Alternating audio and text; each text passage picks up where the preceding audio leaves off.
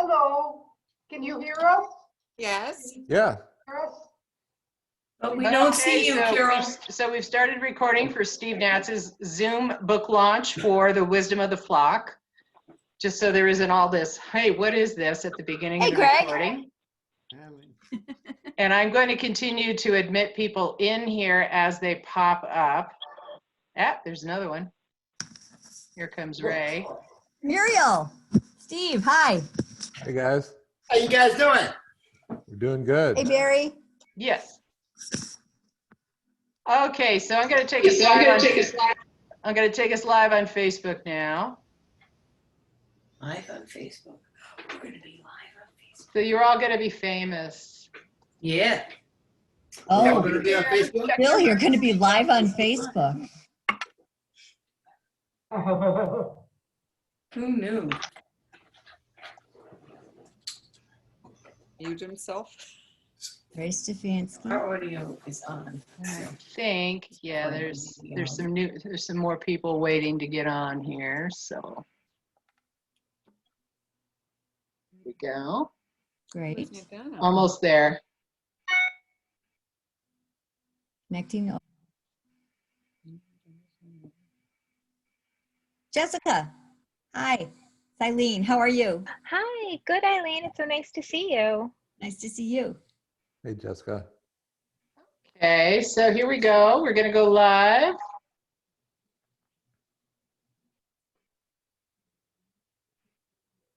Okay. So just a little minor housekeeping. If you've got a lot of background noise going on, please do go ahead and mute yourselves. I'm not gonna mute everybody en masse. But if you start hearing a lot of noise or if your dog starts to bark, then please go ahead and just mute yourself for a couple minutes. But you know, the whole point of this is to celebrate Steve's book. And we are now streaming live on Facebook. So hey, you guys are all famous. And since you're wondering probably who the heck I am, I'm Mary Waleski. My company is By the Book Marketing, and I'm working with Steve to promote his book. So Thank you, Steve, Mary. as the man of the hour, I'm going to turn it over to you formally. All right. Well, thanks, Mary. Thank you for putting all this together. It's really great to see everybody here. I'm so glad to be able to do this. I wish that we could be doing this in person and we could all be toasting with a glass of champagne at a fancy restaurant somewhere. But since that's not going to happen this year, at least not this month, we thought we would do a virtual book launch party. So that's what we put together for you. We have my good friend and writing buddy, Mike Winters, who has read the book and has offered to kind of play the role of the interviewer for me, to ask me a few questions about the book and just kind of get us started. If anybody else has questions, that would be great too. We also have some other fun activities that Mary's going to get to in a little while. So a trivia question or two where you can win a book. We have a hardcover book and a softcover book, or you can probably just have your pick, whichever one you like. And I'll autograph it, obviously. So that will be a prize coming up sometime within the hour. And we'll try not to do too many spoilers here. I know some of you have read the book, many of you haven't read the book, or at least are maybe in the middle of it. So we really don't want to have too many spoilers. But we want to give you some interesting information about the time and about how the book came about, things like that. So I'm going to turn it over then to Mike to start the interview. You know, before you do, should I do your bios? Oh, please. Yeah, I'm sorry. Okay, so just so you know the expertise of these two gentlemen, starting with Mike, he is a science educator, bicyclist, tool and die maker, koi keeper, an ex-volleyball player, carpenter, and voracious reader. He raised 4 wonderful children in the Chicago area and resides in Wheaton with his lovely wife, Jane. He leads a Science Sunday group, which meets twice monthly in Naperville, and investigates all matter of science-related topics. Broadcasts are available on YouTube. And Mike and Steve get together to discuss science, bikes, travel, and beer, and never seem to run out of issues. Never. So I'd like to know, how often do you discuss beer? Pretty much every ride. Towards the Okay. end of the ride, we always discuss beer. That makes sense to me. Okay, so Steve Gnatz, our author, is besides a writer, he is also a physician, bicyclist, amateur photographer, avid traveler when not in lockdown, and aspiring ukulele player. He's also going to play the ukulele for us tonight, right, Steve? No. Oh, darn. The son of a history professor and a nurse, it seems that both medicine and history are in Steve's blood.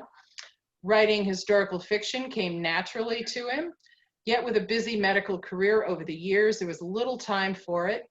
It appears that the pandemic gave him an opportunity to whip the manuscript he spent many years researching and writing into the book we're officially launching today, The Wisdom of the Flock, Franklin and Mesmer in Paris. When he's not writing, photographing, or bicycling, he enjoys restoring Italian racing bicycles at home in Chicago with his wife and daughters. Now you guys can get All started. right. Thank you, Mary. Now I forgot who I was after all that. You're the first guy. Okay, great. Well, welcome everybody, and it's a pleasure to be here and celebrating this labor of love for 15 years with you, Steve, and that's pretty amazing, pretty impressive.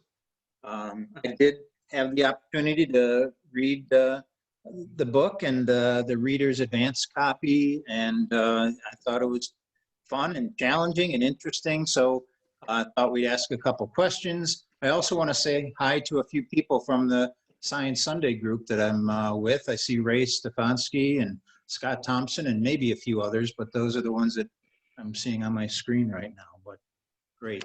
So it's a wonderful evening, wonderful night, and congratulations to you, Steve. It's a heck of an endeavor, impressive body of work there, and I really learned a lot and enjoyed it, and I hope the rest of you have the opportunity to do that as well too. I know you talked, the book is historical fiction and romance and a whole bunch of other things tied in there too, but I wanted to know who is real and who isn't real in it, Steve. Well, Ben Franklin was real. Actually, Okay. most of the characters in the book are real. So Franklin and Mesmer, which the book kind of revolves around, right?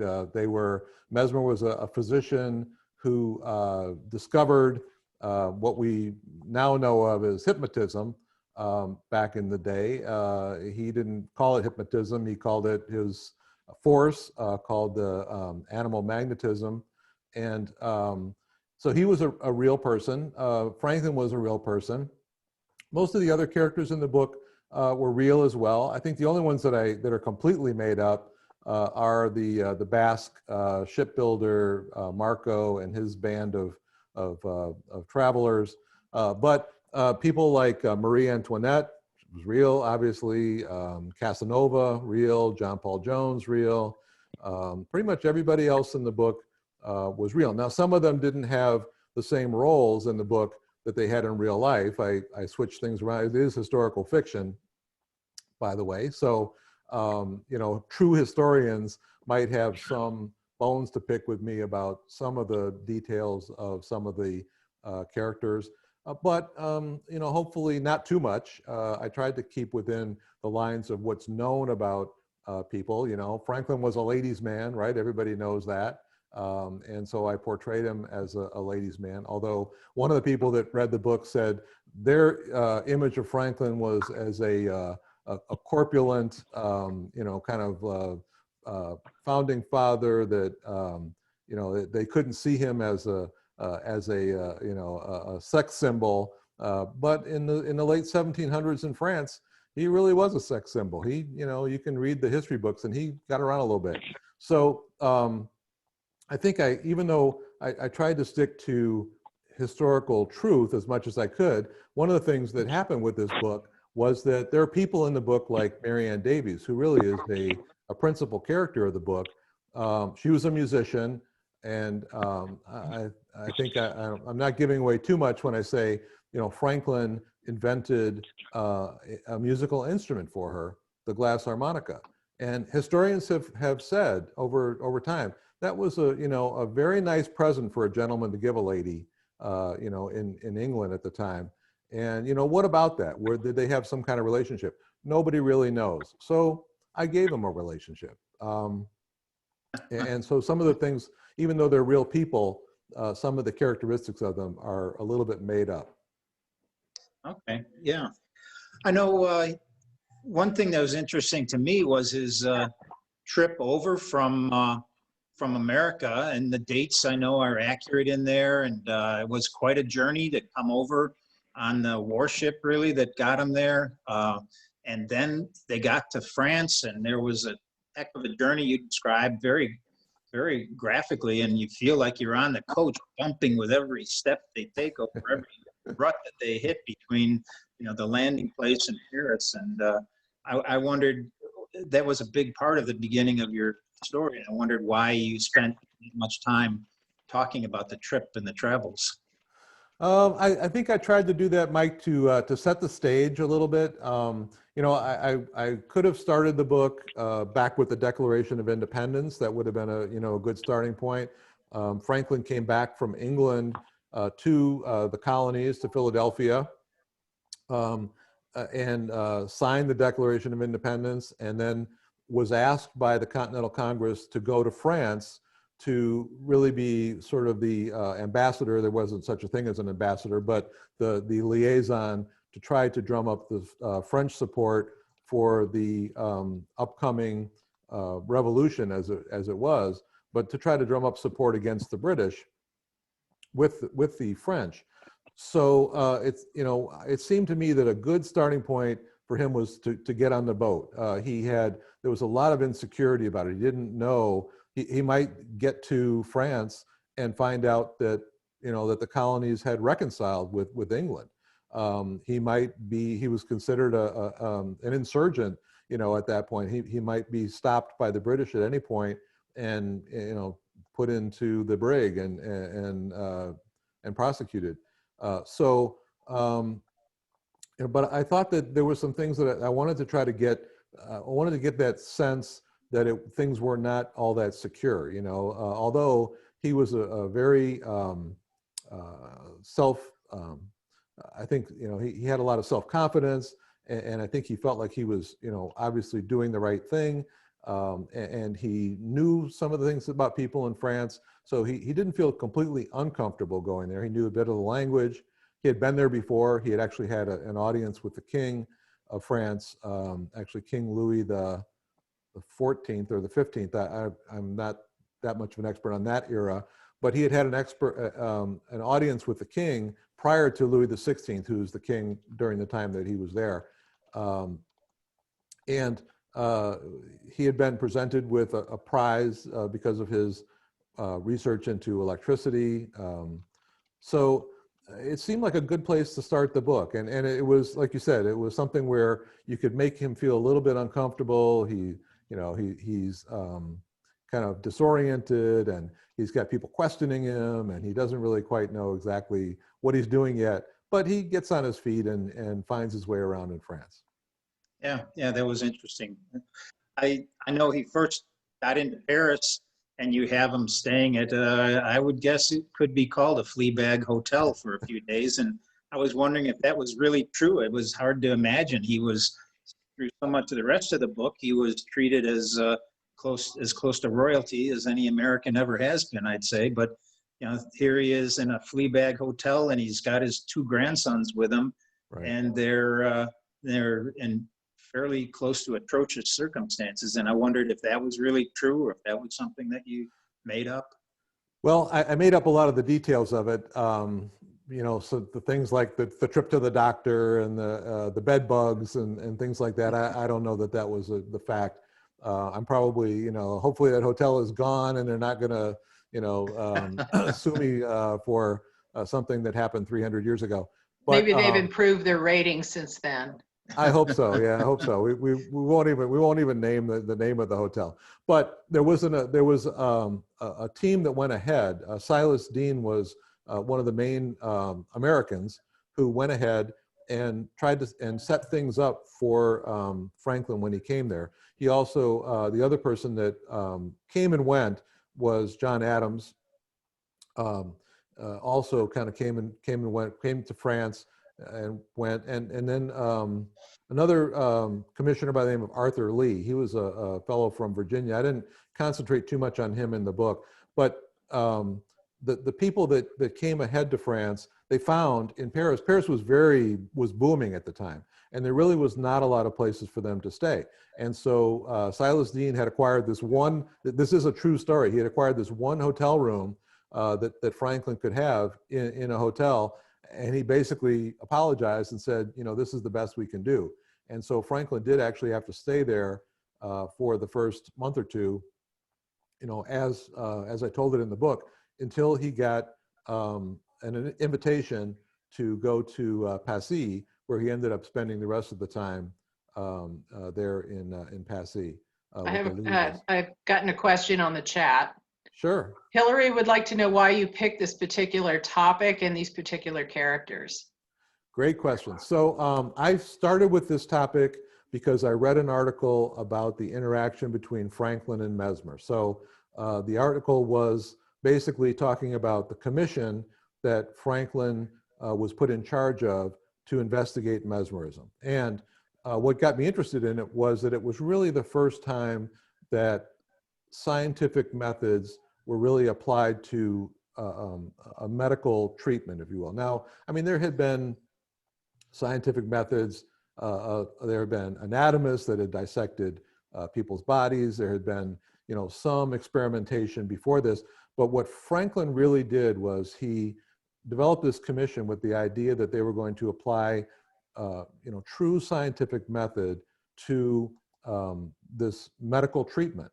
And so that's what really got me interested in the first place. Plus it was these great characters, Franklin, Mesmer, Marie Antoinette, you know, Casanova is floating around.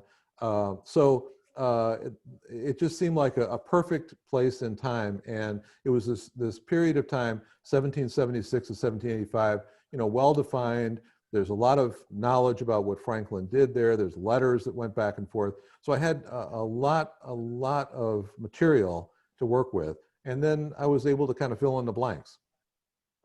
Yep, just got another one in from Scott, wants to know about, since you talk about Franklin's voyages, do you talk about him discovering the Gulf Stream? I did not talk about that in this book, actually, although that's a good, what's interesting about it is that in his prior journeys to England in particular, he had done several trips back and forth between the colonies and England, and he did chart the Gulf Stream in those. Now, when he went to France and when he came back from France, by the time he came back from France, he was already kind of past that point. But when he went to France, he was on a warship, and there was really no, you know, charting the Gulf Stream. It was a time of war. So I think that it's an interesting. I may discuss that, and there's actually hopefully going to be a prequel to this book of Franklin's time in England, and I certainly will discuss his sounding of the Gulf, the currents, the ocean currents in that book. I liked when you mentioned Passy, where he stayed, and as I read the book, I really enjoyed getting onto Google Maps and just kind of seeing the places where he lived or where he was at, and seeing where they are in relative to actual parts of Paris now. And I was amazed to see that this pastoral setting, this country setting, where he's skinny dipping in the Seine River and stuff like that, is actually maybe within a mile or less of where the Eiffel Tower is now. That's right. We actually, we went there. Eileen and I went there on a trip to Paris, and we tried to find where the home in Passy would have been, where the Hotel de Valentinois would have been. And there's a little plaque on the wall. I think I have a picture of it somewhere on a street corner, which really, like you said, is in pretty much metropolitan Paris at this point. But at that time, it was out in the country. It was outside the walls of Paris. It was on the other side of the Seine. It was pastoral. Auteuil also. Yeah, that was interesting to hear the description of that place. And they go for rides in the woods and everything. And I'm looking around and say, where are the woods? That woods, that is still a park. That's still a park in Paris. You can see that on the map. that woods where the, I don't think the scientific laboratory, the Chateau de Muette, I don't think that's there anymore, but the woods is still there, and it's actually a park now in Paris. Good. But like you said, not too far from the Eiffel Tower. Yeah. I was wondering that this, in your story, you bring this conflict or this debate between Mesmer and Franklin to the fore. And in so many ways, Franklin stood for what was known about science at the time, and Mesmer and the things that Mesmer did went into flights of fancy, and parts of your story have some very fanciful things. And I'm wondering the conflict in your mind as you're writing this, with a science background in your mind, and how do you relate? And was that an important thing for you? Is it discussing? Is it a window into your vision of what's there about science, and can science answer all our needs, and or does science have to stand back at times? So absolutely, I think that's a great question, and I think it really hits to the heart of this book, because Franklin was a guy that, you know, wanted proof for everything, right? I mean, he, you know, you can look at, you know, I'm not making that up. I mean, that's something that he really did, you know, require proof for everything. He was a deist, but, you know, he also kind of, you can see in some of his writings that he questioned, you know, his faith and that type of thing. He wanted proof, and he searched for proof, scientific proof.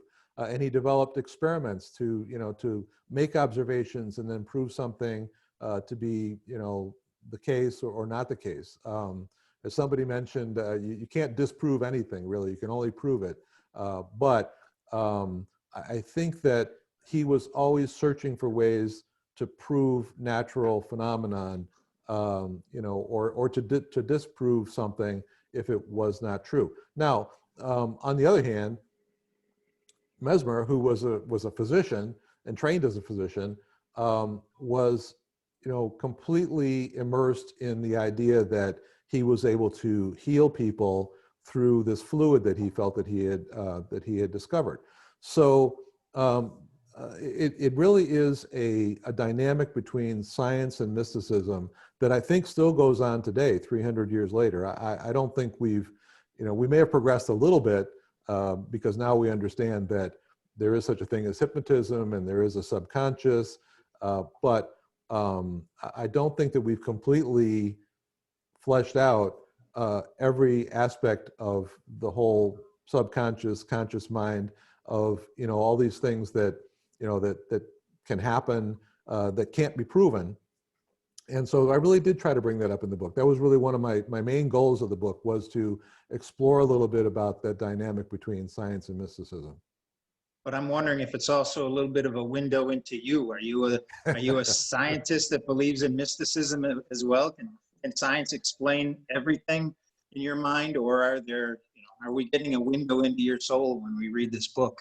You are definitely getting a window into my soul. So I would say that the answer to that is yes, I am a scientist. I understand the scientific method and I appreciate it.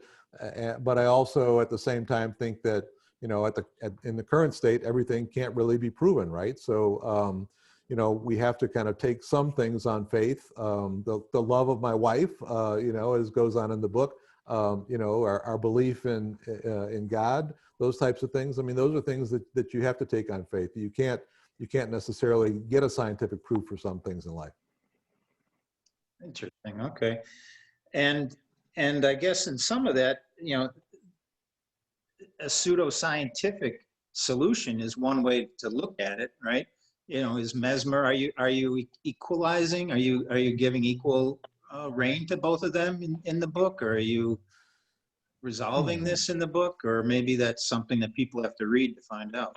Yeah, they do. I don't want to give too much away, but I think that what you see in the book is that both poles do kind of come to the middle. Now, I mean, I would say that, you know, Mesmer, and this is, I don't think I'm giving anything away here, he never really gave up on his theory, although the world kind of gave up on it. I mean, you know, mesmerism was very, very big in the 1700s, and then, you know, essentially was abandoned until the mid 1800s, when it was kind of brought in as hypnotism and brought back. But you know, Mesmer never really fully accepted that his theory needed to be proven or had to be proven. But the rest of the world kind of went ahead and said, you know, we just don't have proof that it's there. And part of that was, you know, what Franklin did with the commission. So I think that it was a time when a lot of things were being illuminated, a lot of natural processes were being illuminated. I bring that up in the book, things like electricity, you know, other forces were being examined. There's actually a fascinating book out there about the same time period called The Discovery of Air. I don't know if you guys have read it, but you know, it's about when Lavoisier and other people were breaking down water into hydrogen and oxygen, and that they were discovering that you know, these elements like water that for eternity had been thought of as being a pure element could actually be broken down into smaller elements, hydrogen, oxygen. So a lot of discoveries that were you know, incredible to these people were happening very quickly. Balloons were being launched into the air. You know, man was flying. That had never happened before. You know, not in any real way. So you know, people were kind of their eyes were getting wide and open. I mean, this was the Enlightenment, right? This was the you know, really a time when there was just this tremendous blossoming of science, and so you know, a lot of things that had been mystical before, had been thought of as these very mystical processes, were just being elucidated and were being shown to be something that was just a physical fact.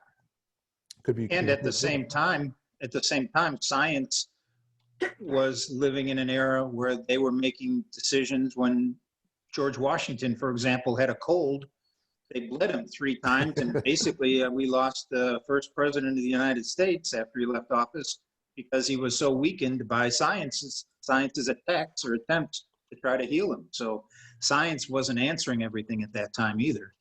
Well, and I would say that it's kind of, and maybe that's one thing I do point to in the book, that it would be wrong to say that medicine was science at that time, right? I mean, you know, Right. Medicine has come a long way in 300 years, and a lot of the scientific principles, Franklin really was one of the very first people that applied scientific method to anything that was considered a medical treatment or principle.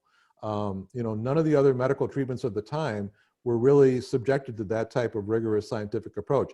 I mean, if people had looked at it, you're right, they would have said bloodletting doesn't do any good to anybody. You know, even Benjamin Rush, who is not in the book, but you know, subsequently became you know, one of the major people in medicine in America. Was a big, there's some question as to whether some of the things that he did led to Franklin's demise as well, right? Because Benjamin Rush and some of his people that he taught, you know, treated Franklin later on. So medicine has not got the best reputation for being a scientific, a paradigm of science. Let me just say that. How old was Franklin when he died? When he died, he would have been, let's see, that was, well, we need to talk for a second about his age, because he was born in 1706, and today is his birthday. So let's say happy birthday to Benjamin Franklin, okay? He was born Happy birthday, January Ben. 17th, right? Let's drink to Ben. He was born January 17th of 1706. But you know that in about the 1750s or so, the Julian calendar was replaced by the Gregorian calendar. And in the process of doing so, it's a long story. You can look it up. It's on my blog. If you go to my blog on the website, there's a whole story about his birthday. The problem was that between, you know, the year 300 and something, when the Julian calendar was around, and the 1700s, there had been so many leap years days that had accumulated that things were out of whack. So they had to actually add 11 days. So technically, he was born on January 6th. And so, but it became officially January 17th after the 1750s. So Couple questions from your audience. Yes. From Chuck, tell us a bit more about the salons. Seems like a good process for discussion. Do they still exist in France or elsewhere? Well, I don't know that they exist in the same manner. I mean, the salon was, like you said, I think a very good format. People would get together, they would discuss things. You know, even in the era that I grew up in, you know, prior to the internet, I know it's kind of crazy, but you know, we had like journal clubs. John Melvin will remember these. We would have journal clubs where people would bring out journal articles and they would discuss them. They would talk about the different journal articles and debate, you know, whether, you know, one journal article was better than the other, whether the evidence in one article was better than the evidence in another. And that was kind of the format that was used at the time. Now, I mean, communication was, one of the things that was interesting about writing this book was that communication was tremendously slower in the 1700s. It took 6 weeks to get across the Atlantic Ocean. So if you were waiting for a letter or a paper or, you know, some evidence from a scientist, things were gonna move a lot slower, and the progress of those things was gonna be much slower. But the intellectual and academic process of people debating, you know, which was right and which had better scientific evidence to it is really the basis of that salon. Now, it wasn't just science. I mean, they also debated philosophy and ethics and politics. You know, there were a lot of things that were debated in these salons. And so they really were kind of the precursor, if you will, of like almost a debating society, or something that we would think of as a forum for which people could actually get information and learn something and have an opportunity to bring evidence in to impress their friends and others. Kirsten wants to know what was the most fun part about writing this book? The most fun part, I think, was doing the research. I mean, I read a number of tremendous authors. I mean, I've got to give a lot of credit to people like Claude-Anne Lopez, who wrote, you know, really wonderful books about Franklin's time in France. Really, you know, kind of as a true historian, got to know the man, got to, you know, read all of his letters. I mean, I just feel unfortunate that I never got a chance to meet her, but she's passed away now. But some of the research that I was able to do, you know, reading Franklin's letters, reading the things that I went to the Bakken Museum in Minneapolis because I found that they had a copy of Mesmer's original dissertation, the original. They actually had a copy of it. So I went to the Bakken Museum in Minneapolis, Minnesota, and I sat with the librarian there, and she took out, you know, with her gloved hands, she took out this 1700 document of Mesmer's original dissertation for me to read. Wow. I know, that was the fun part. You know, That's cool. that was cool. Should we do a little trivia, guys? Sure. All right. Steve wants to give away a couple books. So we're going to make this a little bit of a contest.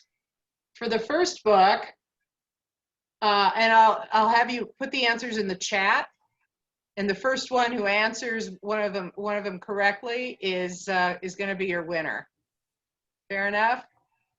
So first off, name one of Ben Franklin's inventions.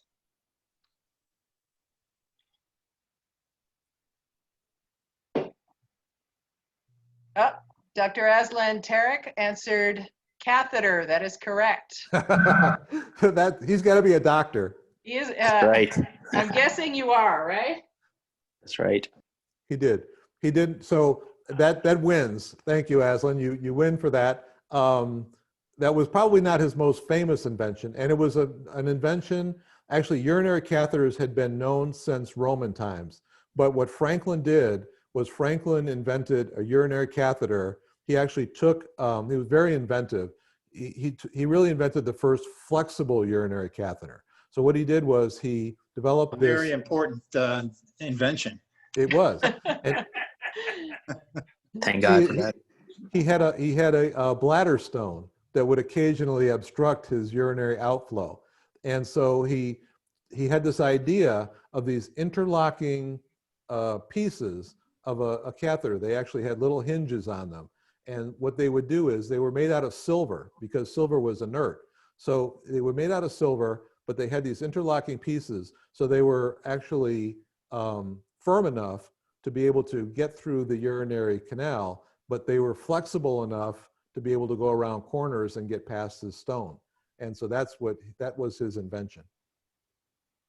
Okay, so second one. How did Franklin make his fortune, and in what city?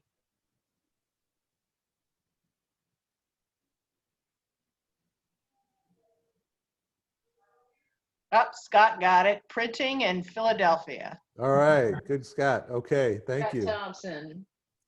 So yes, he became wealthy as a printer. If you read his, most of the book happens after this time period. He was already a wealthy man. He had made his fortune. He sold his printing company, I believe, in his 40s, about 45 or 48 years old. This book doesn't actually take place until 1776, so he would have been 70 years old. So his fortune was already made, and he just basically lived off of his royalties for the rest of his life. Which I want to do for this book too. That would be a nice way for the world to acknowledge me. We got it. Okay, Steve, you want to do 2 books or 3? I want to do 3 books. So 3 books. I've got Okay. 3 books in me. So this one, of course, I don't know if I have that much time, but since this one took me 15 years, hopefully the others will not take me quite No, so how long. many books do you want to give away? Oh, I thought you meant how many books do I want to write? Yeah, We can give one more, sure. okay. So one more. And then I'll tell you about the books I'm going to write. So Franklin is on, his face is on some of our money. What bill is Franklin on? Polly got it. Polly, all right, Polly. So I just Polly, have you so many just of bought them. you just bought one. You have to give yours to charity, Polly. Yeah, In that case, we're going to give it to Brandy. All right, let's give it to you Brandy. got it. Okay, so would all of you guys who won, would you message me your email addresses at Mary Waleski up here? And Wait, I Mary, will you're going to punish, pass those on to Mary, you're going to punish the person who bought a book and then reward the person who didn't buy a book? Is that Yes, what you're saying? I This is am in whole new marketing charge. I have technique. absolute power. This is a whole new marketing technique. I didn't understand. Okay. It's advanced stuff. I Not just wanted everybody, to win not one. everybody is privy to it. Wow. That Messing with doggone my Scott mind. was beating me to it all the time, so I will happily, I just wanted to win one. So you can hand that off to Brandy. Okay, guys. So actually, just so since we're gonna, let me finish off that because I actually do have, I am sorry I misinterpreted your question, but I do have a prequel, which I think I alluded to before, of Franklin's time in England, which was very interesting time when he went there as essentially the commissioner trying to negotiate the contracts between Pennsylvania and a couple of other states, or at the time, colonies, and England, and he was unsuccessful, right? He kind of was sent back to the US with his tail between his legs, so to speak, leading to the American Revolutionary War. But then the period after he came back from France is also fairly interesting. It was not as long of a period. He only lived then another 5 years. But when he came back to Philadelphia, and John Melvin will get a kick out of this. I mean, of course, he went back to his house on Market Street, where the first original post office was down the street, and he was a major benefactor for the hospital, Philadelphia Hospital, and was involved with Dr. Benjamin Rush, and had actually Benjamin Rush is known as the father of psychiatry because of his role in taking care of the mentally ill patients at the hospital there. So there's some really interesting history in the next 5 years after Franklin returns from France that I hope to get into in a third book, in a sequel. Okay, so another question from Chuck. Your dad wants to know who plays Franklin in the movie. In the movie, my hope is it'll be Tom Hanks, but of course, who knows? We don't have a movie contract yet. Okay, anybody else have any other questions? Actually, you can unmute now if you like. And we can just open it up to everybody. I have a question. Is mesmer the root of the word mesmerize? Yes. So Okay. So here's the thing. So when you think of mesmerize, let me ask you this then. What do you think of when someone says, I was mesmerized? What do you think? Like hypnotized. In awe. Yeah, I mean, totally awe. enthralled. Yeah. Trance-like Yeah. state. All right. So you think it has a positive or a negative connotation? Because some people think, of mesmerized as something that like you were put under a spell or something was, was kind of, there could be some negative connotations to being mesmerized. Well, I guess it depends on who's doing the mesmerizing. That's true. It's almost, I would say something like hypnotized, Right. under a Right. spell. Well, and I think we kind of think about, mesmerizing today as being something like you don't have any control over yourself either, right? Like you're mesmerized by that, that piece of jewelry that you want to buy. And so, it's so mesmerizing, it kind of takes over and you have to buy it. So I think that there is that connotation that, you're not completely under your own control, that somebody else is kind of controlling you. And that was never really Mesmer's original idea. I mean, he did put people in a form of a trance, but he would bring them out of it and they would feel better afterwards. And there's some evidence that he also did not so much Mesmer himself, but some of his followers did these kind of post-hypnotic suggestions and things where they would get people to say, wake up from their trance, and the first thing that they would do is go take a drink of water or something like that, and they would never remember that they had been told that they needed to get a drink of water. So some of that we think of as kind of typical of hypnotism was even happening back then, but they didn't quite put two and two together. It wasn't until 70 years later that a lot of the aspects of hypnotism really became known. Oh, Scott wants to know, did he mesmerize Franklin? I don't think he ever really tried to mesmerize Franklin. So Franklin was not mesmerizable. There's actually a true story and a small chapter in the book where Mesmer meets Franklin and tries to convince him of his theory, and Franklin's not buying it. So that actually happened, and there's not a lot of detail about that meeting, but Franklin was, I think, a bit antagonistic to Mesmer even in real life.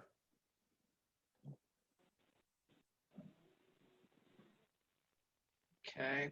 Polly had a question about, she wants you to tell us about the editing process that you went through. Okay, Polly, always the technician. For those of you that don't know, Polly is with My Word Publishing, who helped me greatly. I want to thank Polly and her team, including Kirsten, but also she asked about editing. So let me tell you about Jennifer Bisbing, who was my editor for this version of the book.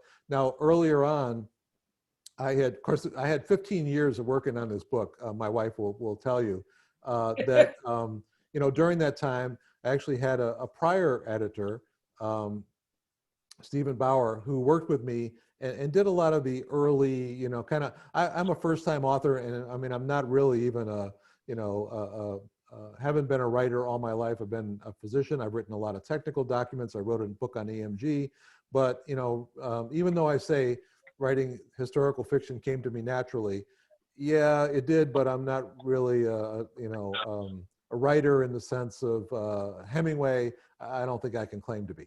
But so the editing part of this was trying to get me as a writer who wanted to get his ideas on paper for them to make sense to you, the reader, who's going to try to read this and make some sense of it.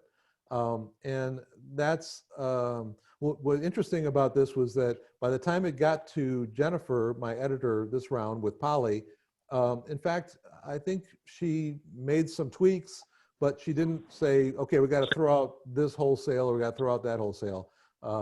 She liked it, I think, from beginning to end, and I think just polished it is probably more than really, edited it from the standpoint of getting rid of a lot of stuff. I killed a lot of darlings along the way, as every writer has to do, in order to make it be something that doesn't drag here or drag there, or make you stop reading because you just go, oh, what's this guy talking about now? So the editing is an important part of any process. I learned a lot self-publishing this book because I learned a lot about publishing. I learned a lot about editing. I learned a lot about, things other than writing it. Book According to cover. Kirsten, Jennifer loved the book. Jennifer loved the book.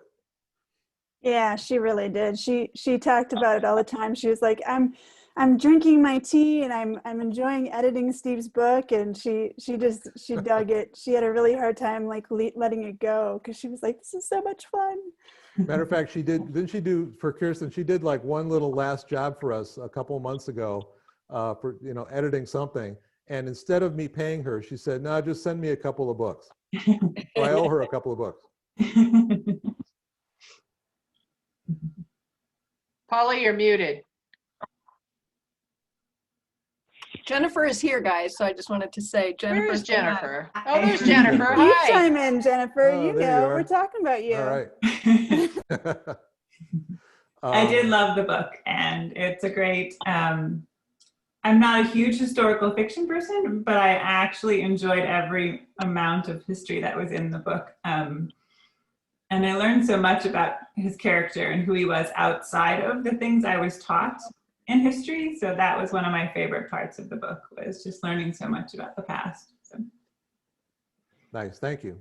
I mean, a lot of people have said that they really learned a lot about this particular. I mean, who knew, really before going into this, about Franklin's going to France, about the role. I think the role of the French in the American Revolution is almost completely unsung. I mean, other than the fact that our flag is red, white, and blue, the colors of France.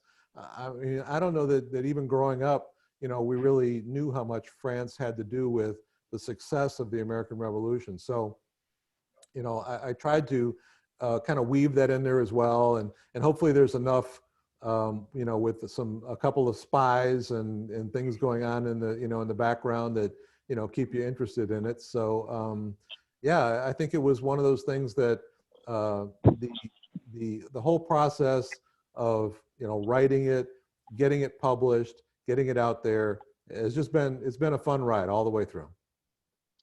I think my big surprise was realizing that Franklin was quite the ladies' man. You don't really think of old Ben that way, but he was apparently quite the George Clooney of his time. There's a lot actually written about that by the historians. There's some debate. Actually, one of the guys that a true historian who read this book told me that that it was, I was taking too many liberties by saying that I don't want to give away too much stuff here, but that Franklin had any type of a sexual relationship with anybody when he was in France, because there was no historical evidence of that. Well, people didn't really write in their letters about, it wasn't quite the same as today. They were a little bit more circumspect about, their private lives, right? They wrote a lot of flowery letters about things. But if you read between the lines of Franklin's letters with some of the ladies in France, I mean, they were pretty close. I mean, they were pretty intimate. So I think that it's not a stretch to say that Franklin was, you know, kind of a true, he was a ladies' man in France. Now, the other thing I will say about that, though, is that that was what was expected of him. You know, that was during that part of the late 1700s in France, in the French court, it was expected that you were going to have affairs, that you were going to, you know, have the dalliances that came along. And Franklin, to his credit, stepped up to the plate, I guess we could say, and, you know, and He did took that. one Right? for the team. Good He for took him. it for the team, right? Exactly. And that's what, if it had been John Adams that had been the person that had been put in charge of getting the French to agree to everything they agreed to, it would have never happened. Because Hillary, King you may not Louis want to. You might not want to share this part with your high schoolers. right. You could David. almost say he had somewhat of a mesmerizing effect on women. I guess you could, if you, yeah, if you wanted to say that, Mike. Steven, When you went to France, Brandy wanted to know, did any of your words come to life through your trips in France? I'm sorry, I didn't catch that question. You broke up on that one. Brandy wants to know, did any of your words come to life through your trips to France? Well, yes and no. So the thing is, a lot of the places that are in the book are real places. I mean, obviously the Louvre is there. The Louvre, of course, was not a museum in the late 1700s. It was essentially government offices. The Place Vendôme, which is a place in the book, you know, because I had been there, I knew about the colonnades, I knew about the shadows and the way that the sun, I think I was actually there one time when it was very, very bright and sunny out, you know, just outside the Place Vendôme. And then when you went inside, it became cool and there were a lot of shadows and it was kind of spooky. So some of those things, yes, I mean, they did sometimes paint the picture for me, but because Passy had changed so much, Toul had changed so much, I mean, I couldn't really get a chance to see that. Now, I have been to Ben Franklin's home, actually the Stevenson home on Craven Street in London, and that's a museum now, and it's really quite interesting to go to. If you ever get a chance, if you're in London, I highly recommend going to Franklin's home in London, and also in Philadelphia. You know, definitely go to the Franklin home in Philadelphia, which is a museum now, and where he's buried in Christ Church, in the cemetery at Christ Church in Philadelphia is also, you know, I think very inspiring. But in terms of France, because Paris has grown up so much since the 1700s, I would say that other than some, you know, like I said, some general environmental things like the Place Vendôme or the halls of the Louvre, it's difficult to say that it really flavored anything that was in the book. Okay, well, we still have a few minutes left. Anybody else have any questions for Steve? Mike, were there any hot topics you didn't hit on? I always thought it was interesting that the French were at least and probably more controlling over their subjects as the English were, you know, and Right. so why the Americans, why did they reach out to the French? And, you know, I think there's a fast answer to it. And I also wonder if the French were going for a fast answer and did they put their head kind of literally on the chopping block by deciding to support a revolution across the ocean? Right. No, I that whole mean, concept. that's true that, you know, it's always said the enemy of your enemy is your friend, right? So I think that was part of it, that, you know, that the colonists, the Americans knew that, you know, France would do just about anything to get back at England because they had been, you know, kind of spanked in the 7 Years' War and things like that. So they were looking for ways to get back at England, and I think they saw this as a way to get back at England. I think that you're entirely correct that they did not think it through all the way. That, you know, and I did try to get to that somewhat in the book. That you know, they had people, Voltaire, they had, you know, Hero. yeah, they had many of the people that were heretic, that were revolutionary in their midst, and you know, I don't think they really they didn't give them they didn't give them credit for all the things that were going on. So yes, I think that there was a factor. I mean, I think historians feel that was a factor too in the French Revolution, that in fact people became enthusiastic and saw that these young upstart colonists had really taken England to task and had become independent.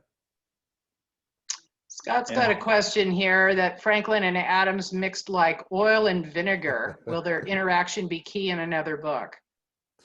I don't know that it would so much. I mean, once they came back to, well, they didn't really interact that much when Franklin was in England.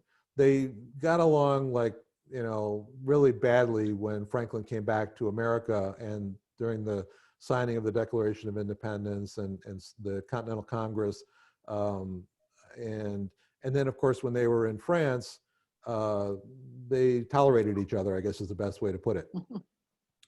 But when they came back to America, you know, Adams went on to become president.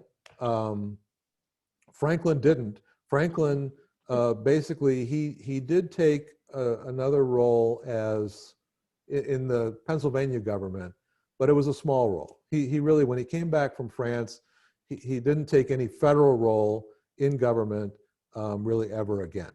And I think part of that was, you know, he was older, but part of it also was that he kind of felt like he had done what he set out to do, and that there were younger people that could, you know, take the country and move it on. So you know, and he was good friends with Jefferson, although they were very different. Jefferson replaced Franklin as the ambassador to France, the first official ambassador. And actually, when somebody asked him, you know, was he going to replace Franklin, he said, you know, I could never replace him. I mean, the best I could ever do would be to, you know, kind of come in and do what I can do. He was very erudite about it. He didn't feel like he could really replace Franklin. But then, of course, Jefferson went on to become a president of the United States as well. Sure. So yeah, it was an interesting time. Polly posted here, how can we all help you spread the word about your awesome book? Well, tell your friends if you like it. I mean, tell everybody that you know, write me a review on Amazon if you bought the book. I appreciate that. Thank you. And you know, participate in things. There will be. I have the blog going on my website. I'll be doing some. One of the things that Mary is helping me with is we're going to be doing some blog tours, Podcast interviews. Podcast interviews. So there's some marketing coming up. Hopefully we'll get some buzz going about it. And but obviously everybody on this call here, if you get the book and you like it, feel free to, you know, tell your friends. If you don't like it, tell me. But if you know, like it, tell somebody, tell like other people, right? Yeah, and if you know anyone who has book clubs and they like to do historical fiction, Steve would actually dial in via Skype or Zoom to actually answer questions about it. So, you know, anything that any of you can do to spread the word, we totally appreciate. Can I say something too for everyone on this call? It really, really helps, Steve, if you would consider leaving an honest review on Amazon, Goodreads, Barnes & Noble, especially Amazon. Amazon, the way that it works is the more reviews you get, the more sales you get, the ranking goes up, and the more the ranking goes up, the more Amazon starts working on his behalf, because Amazon wants to sell books. So if they see it's a book that people are interested in and leaving good reviews about, they do more marketing for him.